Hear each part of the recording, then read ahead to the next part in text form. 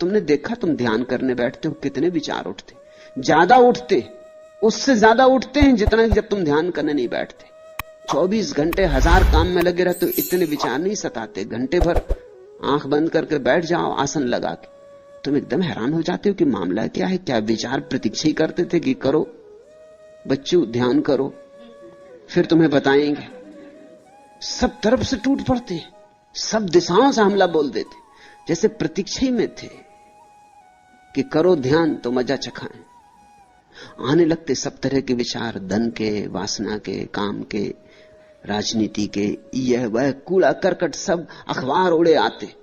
सब एक दिशा से नहीं, सब दिशाओं से हमला हो जाता, एकदम घिर जाते दुश्मनों में। थोड़ी देर में थक के उठाते हो, सोचते हो इससे तो हम जब काम में लगे रहते हैं तभी कम विचार होते, ये तो चले थे निर्विचार होने और विचार के झंझावात से घिर गए। ऐसा क्यों होता है? इसलिए होता है कि मन तुम्हारी सुरक्षा कर रहा है। मन कह रहा है कहां जाते हो, जिस लक्ष्य का कोई पता नहीं, जहां तुम कभी गए नहीं, जिसका कोई स्वाद नहीं, किस मृग मरीचिका के पीछे जा रहे हो। व्यवहारिक बनो, जो जाना माना है, परखा है, उसी को पकड़े रहो। इसलिए आशीष की जरूरत है। आशीष का अर्थ है हम तो इस किनारे हैं, उस किनारे से कोई पुकार दे दे। आशीष का अर्थ है हम तो इस किनारे खड़े हैं, कोई उस किनारे से कह दे कि घबराओ मत, मैं पहुंच गया हूं, आओ। और जैसे तुम डर रहे हो मैं भी डरता था, डरो मत, पहुंचना होता है, देखो मैं पहुंच गया हूं। बुद्धों का सत्संग खोजने का और क्या अर्थ होता है? यही कि किसी ऐसे आदमी के पास होना जो अनुभव से कह सके कि पहुंच गया हूं। शास्त्रों से नहीं, अनुभव से, जो गवाह है, जो साक्षी हो, जो ये न कहे कि मैं परमात्मा को मानता हूं, जो कहे मैं जानता हूं, जो इतना ही न कहे जानता हूं बल्कि कहे कि मैं हूं। ये 3 अवस्थाएं हैं, मानना, जानना, होना। मानना बहुत दूर है, वो इसी किनारे खड़ा आदमी जो मानता है, उसे पता नहीं। अंधा आदमी जैसे रोशनी को मानता है कि होनी चाहिए, होगी, इतने लोग कहते हैं तो जरूर होगी, मगर संदेह तो उठते ही रहेंगे, क्योंकि उसने तो जाना नहीं, उसने तो देखा नहीं। पता नहीं लोग झूठी बोलते हो, लोगों का क्या भरोसा। अपने अनुभव के बिना जानना कैसे हो, मानना भी कैसे हो? तो मानना भी थोथा होता है, सब मानना थोथा होता है, सब विश्वास अंधविश्वास होते। फिर एक आदमी है जिसकी आंख खुली और जिसने देखा, और देखा कि हां रोशनी है, वृक्षों पर नाचती हुई किरणें देखी, आकाश में उगा सूरज देखा, रात में घिरा आकाश चांद तारों से भरा देखा, देखे फूल, 1000 रंग देखे, आकाश में खिले इंद्रधनुष देखे, देखा सब और कहा कि नहीं है, ये जानना हुआ। इसके आगे एक और स्थिति है, जब आदमी जानता ही नहीं, आंख ही नहीं हो जाता बल्कि रोशनी ही हो जाता, जब स्वयं प्रकाश रूप हो जाता। इसलिए बुद्ध को हम भगवान कहते, महावीर को भगवान कहते। जाना ही नहीं, हो गए, जो जाना वही हो गए। जानने में थोड़ी दूरी होती, मानने में तो बहुत दूरी होती, जानने में थोड़ी दूरी होती। देख रहे हैं वह रहा प्रकाश, हम खड़े यहां। फिर धीरे धीरे दूरी मिटती जाती, और जो जाना जा रहा है और जो जानने वाला एक ही हो जाते। ज्ञाता और ज्ञेय का भेद गिर जाता है, वही परम ज्ञान है। ऐसे किसी व्यक्ति का आशीष मिल जाए तो तुम्हारे भीतर उत्साह और उमंग भर जाती, श्रद्धा का सूत्रपात होता, संवेग पैदा होता है। कोई पहुंच गया है तो हम भी पहुंच सकते हैं, कोई पहुंच गया है तो दूसरा किनारा है। इसलिए आशीष मांगने आए थे।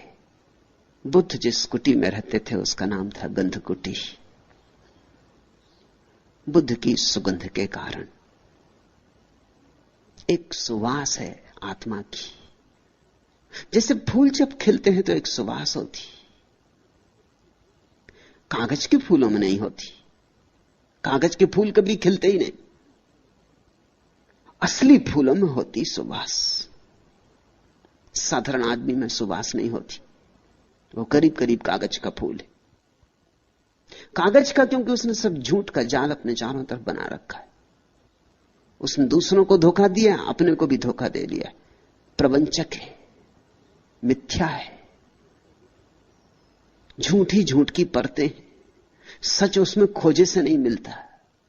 कितना ही खोदो, एक झूठ के बाद दूसरा झूठ, दूसरे झूठ के बाद तीसरा झूठ। कितना ही खोदो, एक मुखौटा, दूसरा मुखौटा, मुखौटे पे मुखौटे। उसके असली चेहरे का पता नहीं चलता कि असली चेहरा क्या है। और ऐसा नहीं कि तुम्हें पता नहीं चलता, उसे खुद भी पता नहीं रहा है। उसे खुद भी अपने असली चेहरे का पता नहीं। बुद्ध की परंपरा में भिक्षुओं से निरंतर कहा गया, अपने असली चेहरे की खोज करो। वह चेहरा जो जन्म के पहले तुम्हारा था और मृत्यु के बाद फिर तुम्हारा होगा, उस चेहरे की खोज करो। जो चेहरे जिंदगी ने तुम्हें दे दिए, इन चेहरों को उतार के रखो। ये सब चेहरे झूठ हैं। बच्चा पैदा हुआ तब न तो हिंदू होता, न मुसलमान, न ईसाई, न जैन, न बौद्ध। ये असली बात है। फिर उसके ऊपर एक चेहरा हमने टांग दिया कि हिंदू, ये मुसलमान, ये ईसाई। फिर हिंदू में भी ब्राह्मण की, शूद्र की, क्षत्रिय की, वैश्य। फिर ब्राह्मणों में भी कानकुब्ज ब्राह्मण कि देशस्थ की कोकणस्थ। फिर रोग पर रोग है, बीमारियों पर बीमारियां हैं। खोजते चले जाओ, चेहरे पे चेहरे, इसका असली चेहरा पता ही नहीं चलेगा। जब यह पैदा हुआ था तब इसे यह भी पता नहीं था कि मैं स्त्री हूं या पुरुष। तब ये बस था, तब इसे कुछ पता नहीं था। इसका देह भाव नहीं था, सिर्फ आत्म भाव था, मैं हूं, बस इतना था। अब ये स्त्री है, पुरुष है, हिंदू है, मुसलमान है, गरीब है, अमीर है, ज्ञानी है, अज्ञानी है, साधु है, असाधु है। ये सब चेहरे, ये सब चेहरे इसने खरीदे बाजार से। स्कूलों में बिकते, कॉलेजों में बिकते, यूनिवर्सिटीज में बिकते, सब तरफ चेहरे बिकते। अब ये एमए हो गया, अब ये पीएचडी हो गया, अब ये डीलिट हो गया। यहां इस आश्रम में तुम्हें बहुत से पीएचडी बुहारी लगातू मिल जाएंगे। उन्होंने चेहरा उतार के रख दिया, तुम पहचान भी नहीं सकोगे कि पीएचडी बुहारी लगा, उतार के रख दिया चेहरा। अभी एक युवती आई, मेडिसिन में पीएचडी है। मैंने उससे कहा कि तेरा क्या इरादा है? उसने कहा कि बस मुझे झाड़ू लगानी। किसी को मैं बताना भी नहीं चाहती कि मैं पीएचडी हूं मेडिसिन में, मुझे डॉक्टर नहीं बनना। तो मैंने कहा कि हमें एक अस्पताल की तो जरूरत है ही, सन्यासी बीमार पड़ते। तो उसने कहा अस्पताल में बुहारी लगा दूंगी, मगर नहीं, ये चेहरा मैं नहीं चाहती। मैं इतने दूर से सिर्फ यहां बुहारी लगाने आई हूं। चेहरे उतारने पड़ते, उतार कर रख देने पड़ते। पश्चिम से युवक युवतियां सन्यास लेते हैं आके, वो कहते हैं अजीब बात है, हिंदुस्तान में जो मिलता है पहले यही पूछता है, डिग्री क्या, कहां तक पढ़े हो। ये बेपढ़े लिखों के सवाल है। ये पढ़ा लिखा आदमी नहीं पूछता ये बात। पढ़ा लिखा इसको क्या पूछेगा, ये बेपढ़े लिखों के सवाल। हिंदुस्तान तो बड़ा अजीब है, कहते हैं बड़ा आध्यात्मिक है, दिखता नहीं। तुम लोग मिले नहीं, ट्रेन में मिल जाए, पूछते हैं क्या काम करते, क्या तनख्वाह, ऊपर से क्या मिलता। एक तो तनख्वाह पूछना ही अपमानजनक है। किसी आदमी की तनख्वाह नहीं पूछनी चाहिए, क्योंकि हो सकता है बेचारे की छोटी तनख्वाह हो और कहने में संकोच हो और झूठ बोलना पड़े। उसकी नौकरी छोटी मोटी हो, वो क्लर्क हो कि किसी प्राइमरी स्कूल में मास्टर हो। अब तुम उसकी भद्द करवाने पर राजी हो। या तो वो सच बोले तो अपमानजनक मालूम पड़ता है, या झूठ बोले तुम उसे झूठ बोलने का उत्तेजना दे रहे, फिर तनख्वाह क्या मिलती। और इतने तक चैन नहीं है आध्यात्मिक लोगों को। आखिर में पूछते ऊपर भी कुछ मिलता है कि नहीं। अगर ऊपर मिलता तो नौकरी अच्छी। हद हो गई। ऊपर मिलने का मतलब क्या होता है? चोरी, बेईमानी, रुस्वत, ये सब थोथे चेहरे हैं, और इन थोथे चेहरों पर हमें बड़ा भरोसा है। इसलिए तुम्हारी जिंदगी में सुवास नहीं, कागज के फूलों में गंध नहीं होती। तुम्हारा असली फूल तो मरा जा रहा है, तुम्हारा गुलाब का फूल तो सड़ा जा रहा है। कागज के फूलों ने चारों तरफ से उस पर घेरा डाल दिया है, उसको सांस लेने की सुविधा नहीं है। तुम्हारे गुलाब के फूल को अवसर नहीं है कि वो सांस ले ले, कि रोशनी में उठ जाए, कि पखरियां खोल दे। जगह नहीं है, अवकाश नहीं, सब स्थान कागज के फूलों ने भर दिया है। बुद्ध में गंध होती, क्योंकि बुद्ध के सब कागज फूल गिरा दिए गए, जला दिए गए।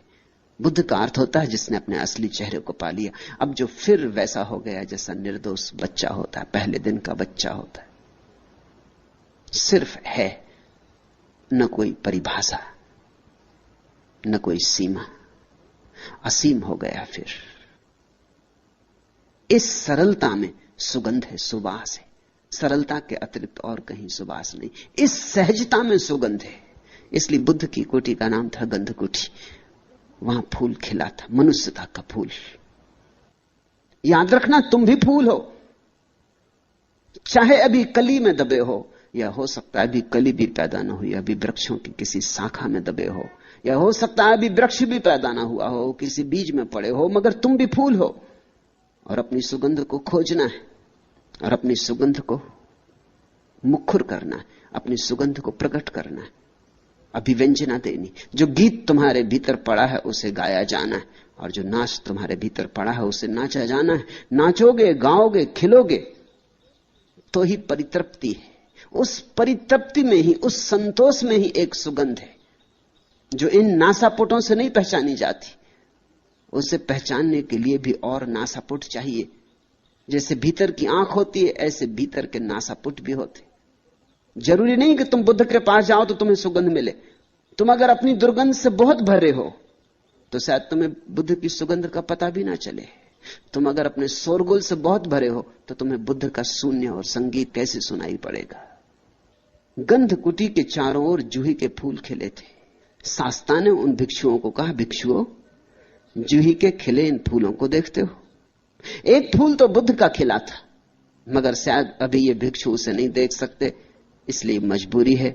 और बुद्ध को कहना पड़ा, भिक्षुओं, इन जूही के खिले फूलों को देखते हो?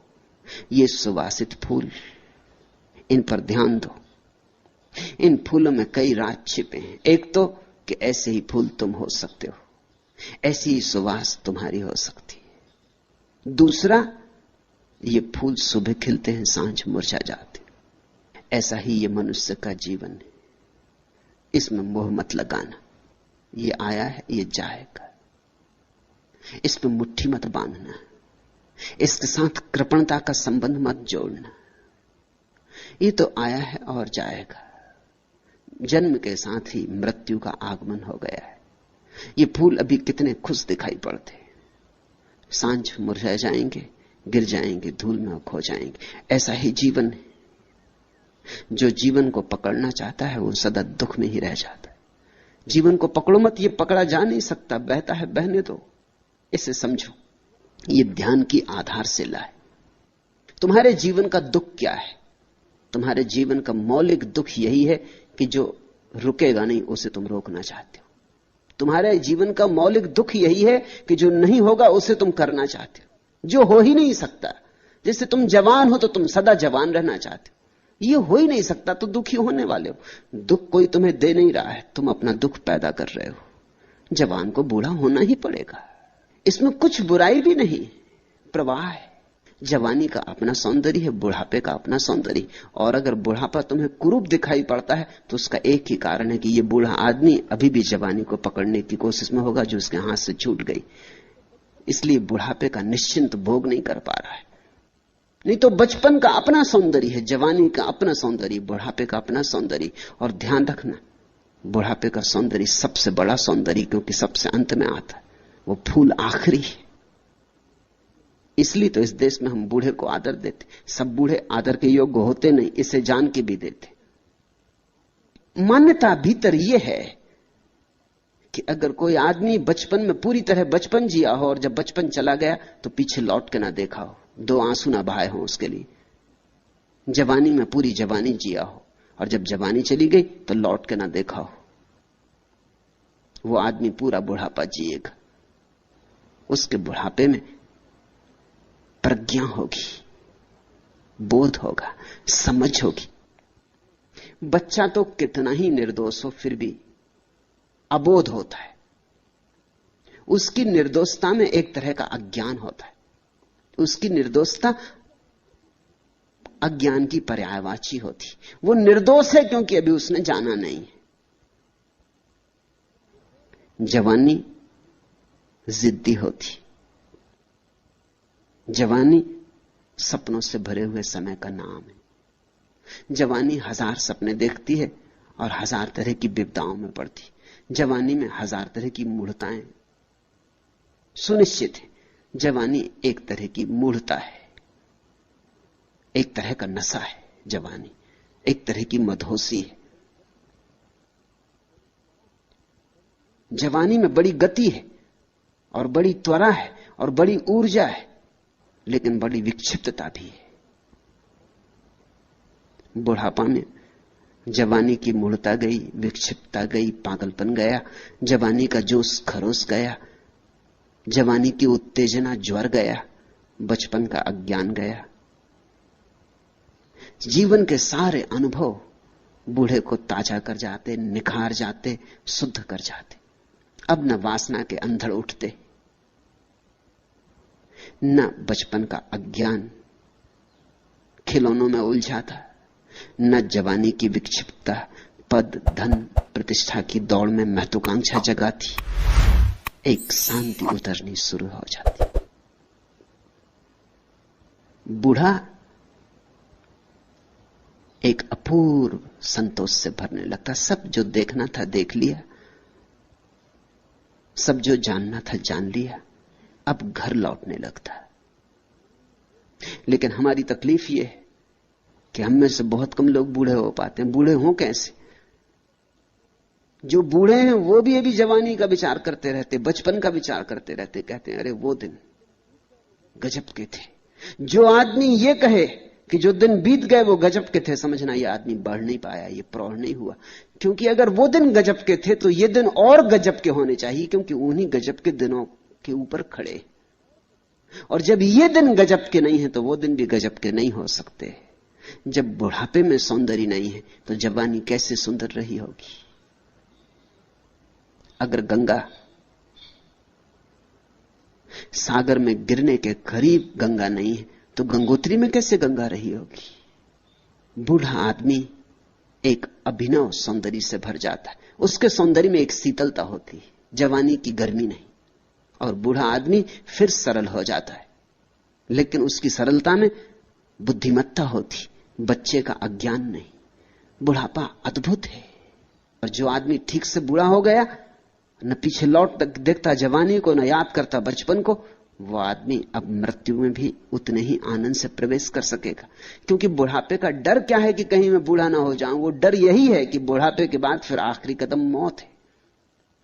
तो जवान जवानी में ही रुक जाना चाहता है, सब तरह की चेष्टाएं करता है, किसी तरह पैर जमा के खड़ा हो जाऊं, ये जो नदी की धार सब बहाए ले जा रही, ये मुझे अपवाद की तरह छोड़ दे। तो दुख ही दुख होगा। सुख किसे होता है? सुख उसे होता है जिसकी जीवन से कोई मांग नहीं, जीवन जो करता है उसे स्वीकार करने का भाव है। तथाता में सुख है। जवानी तो जवानी में, बुढ़ापा तो बुढ़ापा। आज किसी का प्रेम मिला तो प्रेम, और कल प्रेम खो गया तो उतना ही शांत भाव। आज महल थे तो ठीक, कल झोपड़े आ गए तो ठीक। लेकिन दुनिया में दो तरह के मूड हैं। अगर झोपड़ा है तो वो चाहते हैं महल होना चाहिए, अगर महल है तो वो चाहते हैं झोपड़ा होना चाहिए। बड़ी मुश्किल है। आदमी जहां है वहां राजी नहीं। अगर झोपड़ा है तो वो कहते हैं जब तक महल ना मिल जाए मैं सुखी नहीं हो सकता, और महल मिल जाए तो आदमी सोचने लगता है महलों में कहां सुख है? जब तक मैं भिखारी ना हो जाऊं सड़क का, तब तक कहां सुख होने वाला है? गरीब अमीर होने की सोचता, अमीर गरीब होने की सोचता है। लेकिन तुम जो हो जहां हो उसको जीते नहीं। तुम जो हो, जिस क्षण में हो, जहां हो, जैसे हो, उस क्षण को पूरे समग्रता से जी लो। उससे अन्यथा की मांग ना करो। जब वो क्षण चला जाएगा कोई अड़चन ना होगी, नया क्षण आएगा, नए क्षण के साथ नया जीवन आएगा। तो फूलों में यह भी संदेश है, और फूलों में यह भी संदेश है कि यह जीवन सदा रहने को नहीं, आज है कल नहीं हो जाएगा। इसलिए यह यात्रा है, मंजिल नहीं। यहां घर मत बना लेना। सम्राट अकबर ने फतेहपुर सीकरी का नगर बसाया, बस तो कभी नहीं पाया।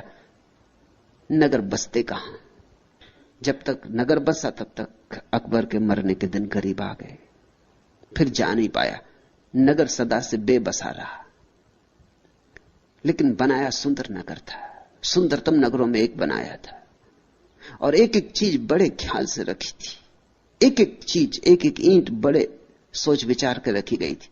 जो पुल फतेहपुर सीकरी को जोड़ता है, उस पुल पर क्या वचन लिखे जाएं, तो अकबर ने सालों उस पर विचार किया था। नगर द्वार पर स्वागत के लिए क्या वचन लिखे जाएं। फिर जीसस का प्रसिद्ध वचन चुना था। वचन है कि यह संसार एक सेतु है, इससे गुजर जाना, इस पर घर मत बना लेना। फूल में यह संदेश है, यहां सब बीत जाएगा, घर मत बना लेना। घर जो बना लेता है जीवन में वही ग्रस्त है, और जो घर नहीं बनाता वही संन्यास्त है। संन्यास के लिए घर छोड़ के जाने की जरूरत नहीं, संन्यास के लिए घर बनाने की आदत छोड़ने की जरूरत है। संन्यास के लिए यहां कोई घर घर नहीं है, सभी सराएं, जहां ठहरे वहीं सराएं। इसका यह मतलब नहीं है कि सराय को गंदा करो, कि सराय है अपने को क्या लेना देना। इसका यह भी मतलब नहीं कि सराय कैसी भी हो तो चलेगा। सराय को सुंदर करो, सुंदरता से रहो, लेकिन ध्यान रखो कि जो आज है वो कल चला जाएगा।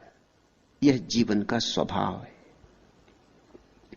तो बुद्ध ने कहा, भिक्षुओं, जूहे के इन खिले फूलों को देखते हो, ये सांझ मुरझा जाएंगे। ऐसा ही क्षणभंगुर जीवन है, अभी है अभी नहीं। इन फूलों को ध्यान में रखना भिक्षुओं।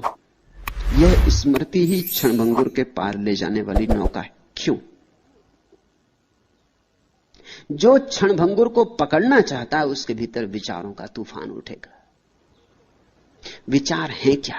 क्षणभंगुर को पकड़ने की चेष्टाएं, क्षणभंगुर को थिर करने की चेष्टाएं। विचार है क्या? घर बनाने की ईंटें। इसलिए जो क्षणभंगुर को पकड़ना नहीं चाहता उसके भीतर विचार अपने आप छीन हो जाते। सार ही क्या है? जब सब चला जाना है तो इतने सोच विचार से क्या होगा? इतनी योजनाएं बनाने का क्या अर्थ है? अतीत चला गया, भविष्य भी आएगा और चला जाएगा, और वर्तमान बहा जा रहा है। जी लो बजाय योजनाएं करने के। जैसे जैसे विचार कम होते वैसे वैसे ध्यान प्रकट होता। ध्यान है निर्विचार चित्त की दशा, वही नौका है, वही पार ले जाएगी। विचारों ने बांध रखा है जंजीरों की तरह इस तट से, ध्यान ले जाएगा नौका की तरह उस तट पर। भिक्षुओं ने फूलों को देखा और संकल्प किया, संध्या तुम्हारे कुम्भलाकर गिरने के पूर्व ही हम ध्यान को उपलब्ध होंगे, हम रागादि से मुक्त होंगे। फूलो तुम हमारे साक्षी रहो। भगवान ने कहा, साधु साधु। जब भी वे आशीष देते थे तो यही उनका आशीष था, साधु साधु। धन्य हो कि साधुता का जन्म हो रहा, धन्य हो कि सरलता पैदा हो रही, धन्य हो कि ध्यान की तरफ तुम्हारी दृष्टि जा रही, धन्य हो कि इस साधना में रस उमग रहा है। साधु साधु। ऐसा कहकर अपने आशीषों की वर्षा की। तब ये सूत्र उन्होंने कहे थे, शून्य ग्रह में प्रविष्ट शांत चित्त भिक्षु को भली भांति से धर्म की विपස්සना करते हुए अमानुषी रति प्राप्त होती। जो व्यक्ति शून्य ग्रह में ठहर जाए, जो अपने भीतर निर्विचार हो जाए, जिसके भीतर विचारों की तरंगें ना उठती हो, शून्य यानी निर्विचार। जो व्यक्ति शून्य हो जाए वही शांत चित्त है। जो लोग तुम्हें साधारणतः शांत चित्त दिखाई पड़ते हैं, वह शांति सिर्फ ऊपर से साधी गई है, क्योंकि भीतर तो विचारों का बवंडर चल रहा है। चुप होने से कोई शांत नहीं होता, न बोलने से कोई शांत नहीं होता, न सोचने से शांत होता है। तुम ऊपर से बिल्कुल पत्थर की मूर्ति बन के बैठ सकते हो और भीतर विचार चलते रहे, तो इस पत्थर की मूर्ति बनने से कुछ भी नहीं होगा। एक युवक दीक्षा लेने एक सदगुरु के पास पहुंचा, एक बौद्ध भिक्षु के पास। बौद्ध भिक्षु एक बुद्ध मंदिर में रहता था। जब वह युवक आया तो उस गुरु ने पूछा कि पहले कहीं और कुछ सीखा है? उसने कहा, हाँ, पहले मैं एक योगी के पास सीखा हूं। क्या सीखे? उस युवक ने जल्दी से पालथी मार ली, पद्मासन में बैठ गया, आंखें बंद कर ली। 2 मिनट तक गुरु देखता रहा। उसने कहा कि वह आंखें खोलो और रास्ता पकड़ो। उसने कहा, रास्ता पकड़ू? मैं आपके पास शिष्य होने आया हूं। उस गुरु ने कहा, यहां पत्थर की मूर्तियां इस मंदिर में बहुत है, हमें और जरूरत नहीं, इन्हीं को साफ संभाल करते बहुत झंझट हो रही। ये पद्मासन लगा के तुम बैठ गए, लेकिन भीतर तुम्हारे मैं पूरा बाजार देख रहा हूं। पद्मासन लगाने से क्या होगा? शीर्षासन लगाने से भी क्या होगा? भीतर से बाजार बंद होना चाहिए। वही एकमात्र वास्तविक आसन है। शरीर के आसनों में मत उलझ जाना। असली सवाल मन का है। वहां शून्यता होनी चाहिए तो शांत चित्त होता कोई, और जो शांत चित्त होता वही धर्म की विपස්සना कर पाता है। विपස්සना का अर्थ होता है लौट के देखना। जो पतंजलि के शास्त्र में पतंजलि ने जिसे प्रत्याहार कहा है, पीछे लौट कर जाना, जिसको महावीर ने प्रतिक्रमण कहा है, आक्रमण यानी बाहर जाना, दूसरे पे हमला, प्रतिक्रमण यानी अपने पर आना, जिसको जीसस ने मेटानॉया कहा है, वापसी, उसी को बुद्ध विपස්සना कहते हैं। विपස්සना का अर्थ होता है लौट के अपने स्रोत को देखना। जब विचारों का जाल हट जाता है और सामने सिर्फ शून्य रह जाता, तभी तुम लौट के पीछे देख सकते हो। नहीं तो विचार तुम्हें पकड़े रहते हैं, लौटने नहीं देते। विचारों के उलझाव के कारण तुम अपने मूल स्रोत को देखने से वंचित रह जाते हो। जो उस मूल स्रोत को देख लेता है, ये बुद्ध का वचन बड़ा अद्भुत है, वो अमानुषी रति को उपलब्ध हो जाता है। वो ऐसे संभोग को उपलब्ध हो जाता है जो मनुष्यता के पार है, जिसको मैंने संभोग से समाधि की ओर कहा है, उसको ही बुद्ध अमानुषी रति कहते। एक तो रति है मनुष्य की, स्त्री और पुरुष की, क्षण भर को सुख मिलता है या आभास होता है कम से कम। फिर एक और रति है, जब तुम्हारी चेतना अपने ही मूल स्रोत में गिर जाती, जब तुम अपने से मिलते हो। एक तो रति है दूसरे से मिलने की, और एक रति है अपने से मिलने की। जब तुम्हारा तुमसे ही मिलना होता है, उस क्षण जो महा आनंद होता है, वही समाधि है। संभोग में समाधि की झलक है, समाधि में संभोग की पूर्णता है। जैसे जैसे भिक्षु 5 स्कंधों रूप, वेदना, संज्ञा, संस्कार और विज्ञान की उत्पत्ति और विनाश पर विचार करता है, वैसे वैसे वह ज्ञानियों की प्रीति और प्रमोद रूपी अमृत को प्राप्त करता है। एक तो अज्ञानी का प्रेम है, एक ज्ञानी का प्रेम है। धन्यभागी हैं वे जो ज्ञानी की प्रेम दशा को पालें, अभागे हैं वे जो अज्ञानी के प्रेम में ही पड़े रहें और भटक जाएं। इनके भेद को ख्याल में लेना। अज्ञान से भरा हुआ प्रेम क्या है? अज्ञान से भरा हुआ प्रेम ऐसा है जिसमें प्रेम का कोई कण भी नहीं है, कुछ और ही है, बात कुछ और ही।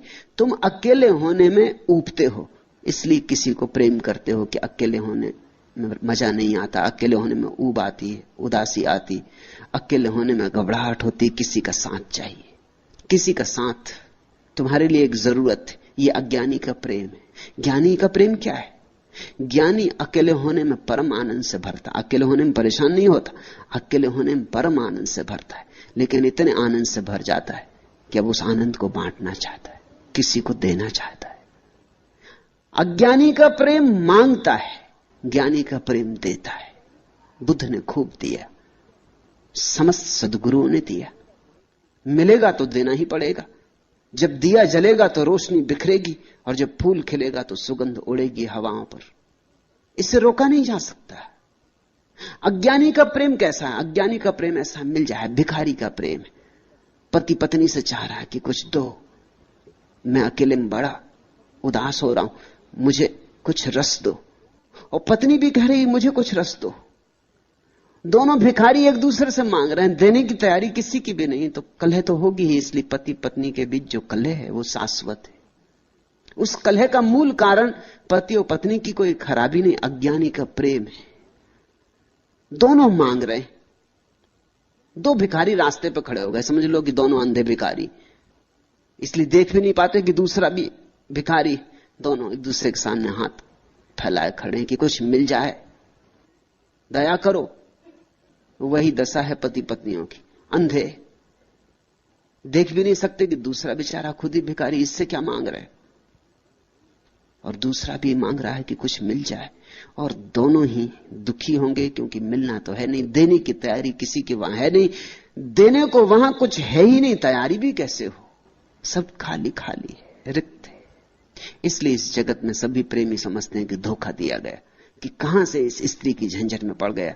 इतनी स्त्रियां थी जिनसे मिल सकता था, किसी से नहीं मिलने वाला था। तुम उनके पतियों से तो पूछो जाके उनको क्या मिला।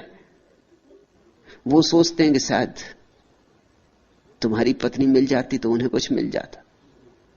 मैंने सुना है एक यहूदी पुरोहित को एक युवक ने आके कहा कि मुझे क्षमा कर दे, मुझे बिल्कुल क्षमा कर दे, मैं महापापी हूं। यहूदी पुरोहित ने कहा लेकिन मुझे पता तो चले क्या पाप है। उस युवक ने कहा मत पूछे, बस मुझे क्षमा करना, ये पाप ऐसा है कि मैं कह ना सकूंगा। लेकिन पुरोहित ने कहा तुम मुझसे कह सकते हो, और बिना जाने मैं क्षमा भी कैसे कर दूं। तो मजबूरी में युवक ने कहा कि मामला यह है कि कई बार मेरे मन में आपकी पत्नी के प्रति वासना उठती, मुझे क्षमा कर दे। उस यहूदी पुरोहित ने उसके सिर पे हाथ रखा और कहा बेटा घबरा मत, मेरे मन में भी तेरी पत्नी के प्रति विचार उठता, तू निश्चिंत रह, इसमें कुछ अपराध नहीं है, क्योंकि ये हालत मेरी भी। यही हालत है जो तुम्हें नहीं मिला है, सोचते हो शायद उससे मिल जाता। इस जगत में भिखारी भिखारियों के सामने खड़े, किसी सम्राट को खोजो, मगर सम्राट को खोजने का ढंग सम्राट होना है, इसलिए बड़ी मुसीबतें। सम्राट के पास सम्राट होकर पहुंच सकते हो, भिखारी को राजमहल में प्रवेश भी नहीं मिलेगा। सम्राट को खोजने का उपाय सम्राट होना है। अगर बुद्धों से सत्संग चाहते हो तो ध्यानी बनो, धीरे धीरे तुम्हारा सम्राट भी भीतर पैदा हो, फिर खूब प्रेम बरसता है, प्रेम ही प्रेम बहता है, प्रेम की रसधार बहती। वह वैसे ही वैसे जैसे जैसे विपस्सना को उपलब्ध होता है और जैसे जैसे देखता है संसार में सब क्षण भंगुर है, यहां कुछ ठहरने वाला नहीं, वैसे वैसे ज्ञानियों की प्रीति और प्रमोद रूपी अमृत को प्राप्त करता है। और जब देने की कला आ जाती है और देने की क्षमता आ जाती तो सुख है। सुख देने में, लेने में नहीं। तुमने भी कभी कभी जीवन में निरीक्षण किया होगा इस बात का कि जब तुम देते हो तब एक तरह का सुख मिलता है, कुछ भी थोड़ा सा भी दे दो, और जब तुम लेते हो तब पीछे थोड़ी सी ग्लानि होती है, लेने में तुम दीन हो जाते। इसलिए एक बात जानना, अगर तुम किसी को कुछ दो तो ख्याल रखना वो तुम्हें कभी क्षमा नहीं कर पाएगा, वो तुमसे बदला लेगा। इसलिए अक्सर होता है, लोग कहते हैं हमने तो नेकी की, हमें बदले में बदी मिली, उसमें राज है। इसलिए ज्ञानियों ने कहा नेकी कर और कुएं में डाल, फिर उसको बिल्कुल भूल ही जा, उसकी याद ही मत दिलाना, नहीं तो जिस आदमी के साथ नेकी की वही तेरी गर्दन काटेगा, क्योंकि उसको तूने दीन कर दिया। एक आदमी आया, तुमने उसे 100 रुपए दे दिए और तुम्हारे मन में बड़ा नेकी का भाव उठा कि देखो कितना गजब का काम कर रहे हैं, इसको 100 रुपए दे रहे हैं, तुम तो गजब का काम कर रहे हो, उस आदमी पे क्या गुजर रही, वो ये देख रहा है कि अच्छा कभी मौका मिला तो देख लेंगे, तुम ऐसे अकड़े जा रहे हो, ऐसे फूले जा रहे हो, आज हम मुसीबत में हैं, ठीक है, हाथ फैलाने पड़े तुम्हारे सामने, ठीक है। वो सदा प्रार्थना करेगा कभी ऐसा दिन आए कि तुम भी हमारे सामने हाथ फैलाओ, तभी वो तुम्हें क्षमा कर पाएगा, नहीं तो क्षमा नहीं कर पाएगा। वो तुम्हारा दुश्मन हो गया, तुमने एक दुश्मन बना लिया। देना इस ढंग से कि लेने वाले को पीड़ा ना हो तो ही, नहीं तो तुम क्षमा नहीं किए जा सकोगे। देना इस ढंग से कि लेने वाले को पता ना चले, इसलिए गुप्त दान की महिमा है। देना इस ढंग से कि लेने वाले को यह ख्याल ही ना हो कि देने वाला वहां अकड़ के खड़ा था और देने में मजा ले रहा था। देना विनम्रता से, देना झुक के, हाथ तुम्हारा नीचा हो इस ढंग से देना, लेने वाले का हाथ ऊपर रहे इस ढंग से देना, ताकि लेने वाले को ऐसा लगे कि लेके उसने तुम पर कृपा की है, अनुग्रह किया। फिर तुम्हारे लिए कभी नेकी के बदले में बदी नहीं मिलेगी। जिसके भीतर देने की पात्रता आ जाती है, पात्र भर जाता है प्रेम से, उसी के भीतर प्रमोद होता है। प्रमोद है देने का आनंद। सबसे बड़ा आनंद है इस जगत में देने का आनंद, और सबसे बड़ी देने की चीज है इस जगत में ध्यान। नंबर 2 पर प्रेम। ये 2 बड़ी से बड़ी संपदाएं हैं, ध्यान की और प्रेम की। जो सेवा सत्कार स्वभाव वाला है और आचार कुशल है, वह आनंद से ओतप्रोत होकर दुख का अंत करेगा। जैसे जूही अपने कुमलाए फूलों को छोड़ देती, वैसे ही है भिक्षुओं, तुम राग और द्वेष को छोड़ दो।